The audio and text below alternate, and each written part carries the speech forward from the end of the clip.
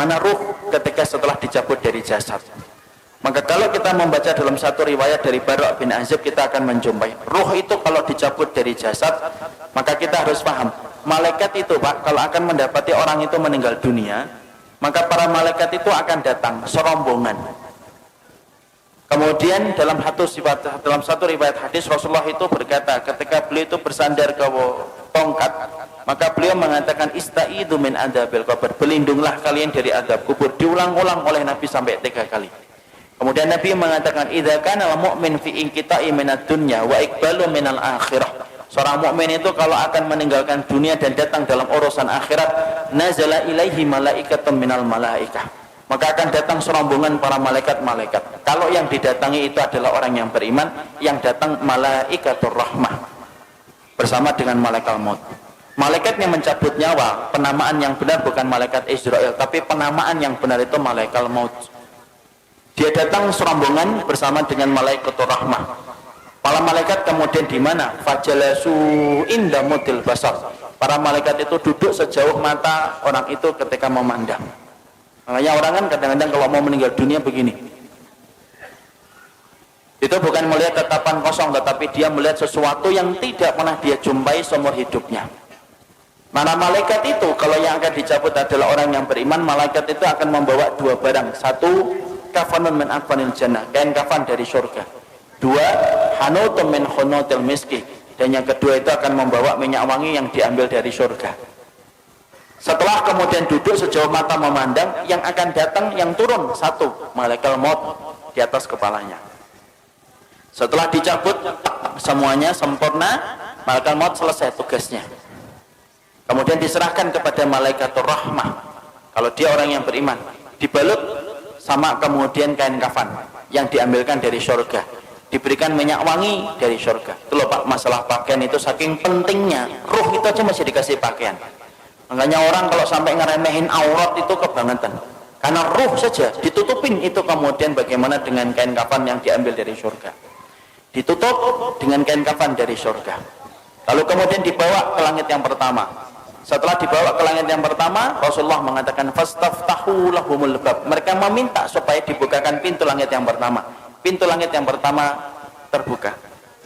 Kemudian mereka memasuki pintu langit yang pertama. Karena sesungguhnya langit itu ada 7 lapis. 1, 2, 3, 4, 5, 6, 7. Satu lapis dengan lapis berikutnya sejarak 500 tahun perjalanan. Lapis yang kedua dengan lapis yang ketiga 500 tahun perjalanan.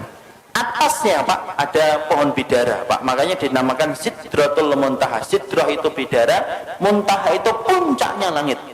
Di atas langit yang ketujuh ada lautan.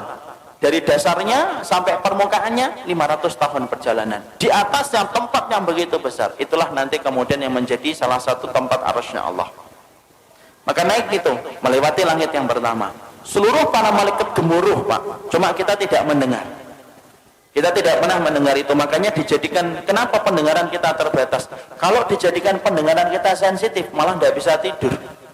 Karena tiap hari kita akan mendengar omongan para malaikat, dan kita akan mendengar omongan orang ketika mati, dan apa yang disampaikan oleh para malaikat di atas langit. Dijadikan pendengaran kita terbatas karena ada banyak hikmah. Lewati langit yang pertama bergumuruh para malaikat yang kemudian berkata, Maniruh hadat tayyib. Ini pemilik ruh yang baik, ini miliknya siapa? Hadza fulan bin fulanan. Ini disebutkan namanya yang terbaik yang dia pernah miliki ketika di dunia. Seluruh malaikat menyambutnya. Naik ke langit yang kedua, minta dibukakan pintu langit yang kedua, dibukakan. Terus sampai akhirnya menembus langit yang ketujuh.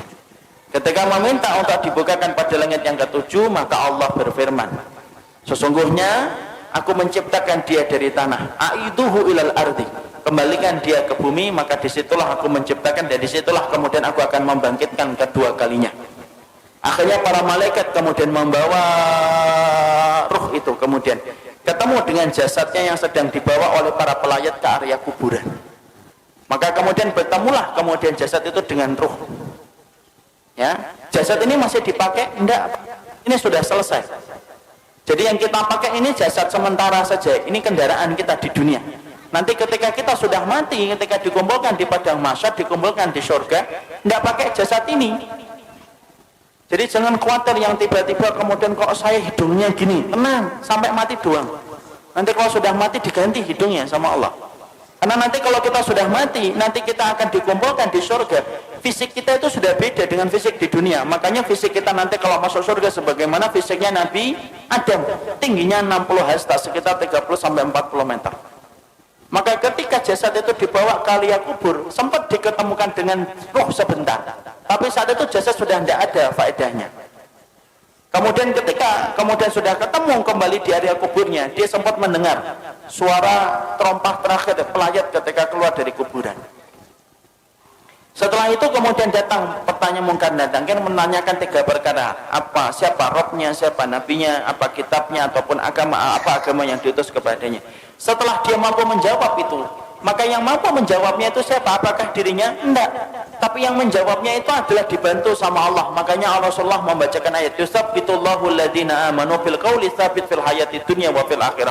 Allah teguhkan orang yang beriman perkataan mereka di dunia dan perkataan mereka di akhirat. Makanya mereka lah yang bisa mengatakan Rabbku adalah Allah, Muhammad adalah Rasulku, dan Al-Quran itu adalah kitab suciku, dan Islam adalah agamaku. Allah yang menggerakkan di atas langit. Setelah dia mampu menjawab pertanyaan yang pertama, maka Allah berfirman di atas arasnya, Shadaqa abdi, hambaku ini jujur, benar dalam imannya sampai dia mau menjawab pertanyaan itu. Waftahu lahu baban ilal jannah, maka bukakan pintu antara kuburnya dengan surga. Malaikat membukakan pintu, tidak ada batasan antara kehidupannya di kuburan dengan surga. Dia melihat surga itu, tapi bedanya cuma satu, dia belum bisa masuk ke surga itu. Kemudian Allah bukakan pintu surga itu. Kemudian datang kepadanya seseorang, kemudian dia bertanya, siapa anta? Man anta? Kemudian dia menjawab, orang yang begitu rupawan itu berkata, ana amaluka sholih, saya adalah amalmu yang sholih. Ini sholatmu, ini puasamu, ini sedekahmu, ini ridhomu, ini takdirmu. Maka ini adalah keikhlasanmu, ini infakmu. Maka saya akan menemani kamu sampai nanti hari kiamat. Saking senangnya, ruh itu kemudian berteriak, teriakannya apa? Ya Rabb, aqimis sa'ah hatta arji ila ahli.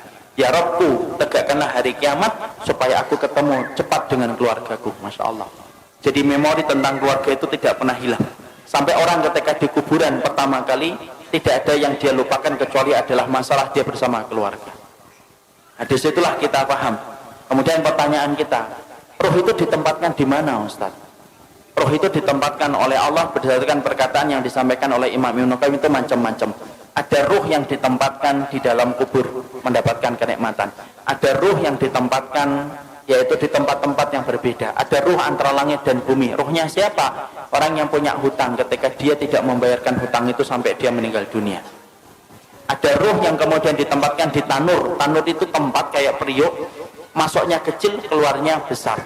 Dalamnya itu ke bawahnya besar. Untuk siapa tanur itu? Tempat bagi ruh mereka yang dulunya ketika di dunia berzina dan tidak bertobat sampai mati, dibakar oleh Allah selamanya sampai nanti hari kiamat itu datang. Dan mereka berusaha keluar tetapi tidak bisa keluar. Imam Ibnu Qayyim menjelaskan itu tempat bagi para pezina yang tidak bertobat sampai dia mati. Ada kemudian ruh yang ditempatkan di sungai darah. Setiap waktu kemudian dia melipir ke pinggir, kemudian dilempari batu, kemudian dia melipir lagi, dilempari batu. Siapa itu? Pemakan riba yang tidak meninggalkan ribanya. Disitulah kita mendapati ruh itu akan ditempatkan oleh Allah berdasarkan amal-amal yang mereka lakukan. Ada enggak ruh bergentayangan? Enggak ada bergentayangan. Kayak kurang kerjaan aja bergentayangan. Karena sesungguhnya ruh itu miliknya Allah dan Allah yang menggenggamnya. Nah ini ada rumah habis mati bunuh diri, malamnya kelihatan orangnya nangis-nangis, Ustaz, itu setan. Ruh itu tidak mungkin balik, Pak. Kenapa ruh tidak mungkin balik? Karena ruh itu tempatnya di alam barzah. Dan barzah itu kenapa disebut dengan barzah? Tembok tebal yang tidak bisa ditembus itu namanya barzah. Nah kalau ruh itu masih bisa seliweran dalam kehidupan dunia, penamaan barzah itu batal demi hukum. Karena kemudian masih bisa ditembus, makanya tidak bisa balik. Ada tembok tebal, sebagaimana Allah sampaikan dalam surat Al-Mu'minun ayat yang ke-100, tidak bisa balik. Apalagi sampai kemudian balik, ngeliatin anaknya, rumahnya. Ya kalau rumahnya nggak dijual, kalau rumahnya dijual kan jadinya sedih. Loh, kok sudah ganti orang ya? Karena nggak ada yang bisa balik, Pak. Makanya ruh itu semuanya ditempatkan oleh Allah berdasarkan amalan-amalan mereka, dan tidak ada ruh yang bergentayangan. Makanya kemudian kalau kita dapatin ada tempat-tempat, ada orang mati bunuh diri kok kelihatan ada hantunya, itu bukan roh, tapi itu setan yang mencari celah dan kesempatan supaya dia itu ditakutin. Kenapa setan itu senang untuk menakuti manusia? Karena setan tahu syirik itu mulainya pertama kali ketika takut. Orang kalau sudah takut maka cenderung gampang untuk melakukan syirik.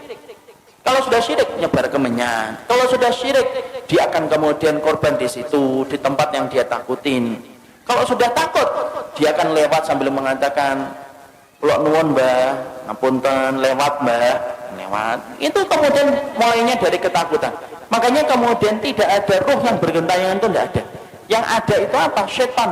Karena setan itu bisa berubah wujud apa saja. Anjing hitam perwujudan dari jin. Ular hitam perwujudan dari jin. Kemudian setan bisa berubah manusia, bisa. Makanya kita dapati ketika Nabi mau dibunuh, siapa yang memberikan saran mengumpulkan 10 pemuda untuk membunuh Nabi Muhammad? Itu setan dalam bentuk manusia. Karena setan itu bisa berubah apa saja, Pak. Dan dia bisa menjadi hantu untuk menakuti manusia. Tetapi roh itu tidak bisa bergentayangan. Roh itu berada pada alam barzah. Dan disebut alam barzah itu karena tidak bisa ditembus dengan apapun. Ya, nggak bisa ditembus apapun. Makanya kalau kita berbicara masalah hantu, hantu itu kan Masya Allah, hantu itu kan beda-beda kan di setiap negara dan setiap wilayah. Kalau di Amerika, hantu itu apa? Hantu itu keren, pakai jas, kemudian giginya runcing, sukanya gigit leher, enak itu. Itulah yang disebut dengan Dracula. Itu hantu Amerika. Kalau Cina beda lagi, hantunya lompat-lompat gitu. Kalau kemudian ada warna kuning berhenti dia, itu hantu Cina. Kalau Indonesia itu yang paling ini, Indonesia apa? Ngesot gitu ya. Itu Indonesia, Masya Allah. Ini produk karena penjajahan Belanda. Sampai bayangin hantu itu nyana longsong gitu loh. Yang paling keren itu ya Amerika, pakai jas, giginya runcing, takut sama matahari. Kenapa kok manusia itu ketika bayangin hantu itu beda-beda? Karena memang hantu itu hasil dari kemudian bayangan kita sendiri. Ketika setan itu kemudian menakuti kita supaya kita melakukan kesyirikan ketika sudah takut. Makanya tidak ada yang namanya roh itu bergentayangan, itu tidak ada, Pak. Kata Imam Ibnu Qayyim, roh itu ditempatkan oleh Allah berdasarkan dengan amalnya. Ada roh yang ditempatkan di dalam tembolok burung hijau. Rohnya siapa? Orang yang mati syahid ditaruh dalam tembolok burung hijau, kemudian rumahnya di bawah arsy. Arsy-nya Allah, mereka tinggal bergantung itu. Kemudian mereka masuk surga di waktu pagi, kemudian pulangnya di waktu sore. Tidurnya di bawah arsy-nya Allah. Ada orang solih ditempatkan di dalam tembolok burung tapi bukan hijau. Dia masuk surga tetapi kemudian dia tidak bisa menikmati sebagaimana para syuhada. Ada roh yang ditempatkan ila rafiqil a'la. Makanya Nabi ditanya, ya Rasulullah, oleh Aisyah, ya Rasulullah, apakah engkau akan meninggalkan kami? Kemudian Nabi menjawab, ila rafiqil a'la, menuju kepada tempat kumpulan teman-temanku yang solih. Itu menunjukkan apa? Roh itu ada tempatnya sendiri. Makanya kalau kita bertanya, apakah roh itu bisa ketemu dengan roh-roh orang lain? Imam Ibnu Katsir menjawab, iya, roh itu bisa bertemu, Pak, selama mereka sama-sama mendapatkan kenikmatan. Tapi bertemunya mereka tidak ada kaitannya dengan kehidupan di dunia. Makanya kemudian Imam Ibnu Katsir itu mengatakan, innal arwah muqassamatun ila qismain. Roh itu terbagi menjadi dua. Ada roh yang mendapatkan kenikmatan, ada roh yang mendapatkan azab. Roh yang mendapatkan kenikmatan, mereka kumpul. Sebagaimana Nabi mengatakan, ila rafiqil a'la. Beliau ingin ketemu dengan rohnya Nabi Musa, rohnya Nabi Ibrahim, rohnya Nabi Nuh, rohnya Nabi Adam. Itu yang dipilih oleh Nabi ketika beliau sebelum meninggalnya dan wafatnya. Beliau mengatakan apa? Ila rafiqil a'la. Makanya Nabi detik-detik ketika sebelum meninggal, beliau melihat ke langit, kemudian beliau mengatakan ila rafiqil a'la, tangan beliau jatuh, kemudian kepala beliau bergeser. Akhirnya beliau meninggal dunia. Berarti roh itu kumpul enggak dengan roh yang lainnya? Roh itu kumpul dengan yang lainnya selama mereka sama-sama beriman. Kecuali roh yang mendapatkan adab. Innal arwah mu'adzabah la tatakian. Sesungguhnya kalau roh yang mendapatkan adab, mereka tidak ketemu. Tapi roh yang kemudian mendapatkan kenikmatan, mereka saling ketemu. Mereka saling ketemu dan mereka saling bertanya. Makanya Imam Ibnu Katsir sampai berkata, roh itu kalau kemudian ada yang meninggal, kemudian roh ini orang yang beriman ketemu dengan saudara-saudara mereka yang sebelumnya sudah meninggal, mereka saling bertanya, gimana kabar keluargaku, Apa yang terjadi? Itu anakku sudah punya anak ataukah belum? Dia akan nanya kepada roh yang baru balik ketika sama-sama mendapatkan kenikmatan. Jadi contoh paling kasusnya Pak, ini saya kaji cukup panjang bersama dengan riwayat-riwayat yang saya peroleh dari Imam dalam riwayatnya Imam Qurtubi. Saya ini misalkan dalam rumah saya, ibu saya meninggal 4 tahun yang lalu. Ibu saya meninggal 4 tahun yang lalu.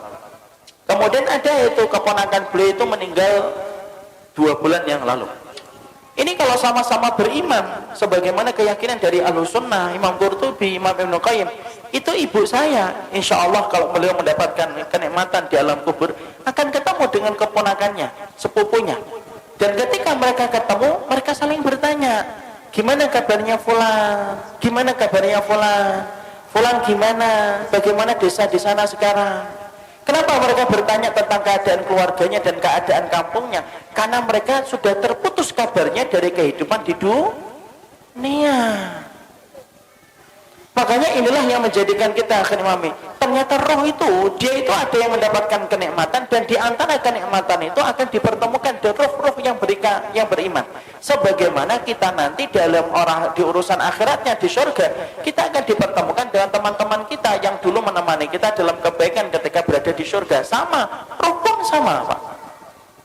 Jadi di sini kita paham tidak ada roh bergentayangan, tapi roh itu mereka akan mendapatkan tempat yang disebut dengan tempat barzah. Disebut tempat itu barzah karena tidak bisa ditembus dengan apapun, dan roh yang mendapatkan kenikmatan saling bertemu dengan roh-roh orang yang beriman yang juga mendapatkan kenikmatan. Jadi misalkan di sini di Tangmangu ini, kalau ada yang sudah meninggal gitu, kalau yang meninggalnya baik, ternyata di kuburan dia mendapatkan kenikmatan, ada saudaranya juga yang meninggal lebih dulu kemudian mendapatkan kenikmatan, itu saling ketemu. Itu saling ketemu deh. Dan itu mudah bagi Allah. Makanya Imam Ibnu Katsir itu menyampaikan itu mudah bagi Allah, karena itu merupakan bagian dari kenikmatan yang Allah berikan sebelum mereka menunggu urusan akhirat ketika kiamat ditegakkan oleh Allah. Nah itulah yang menjadikan akhirnya Masya Allah ya, sedemikian masalah roh itu.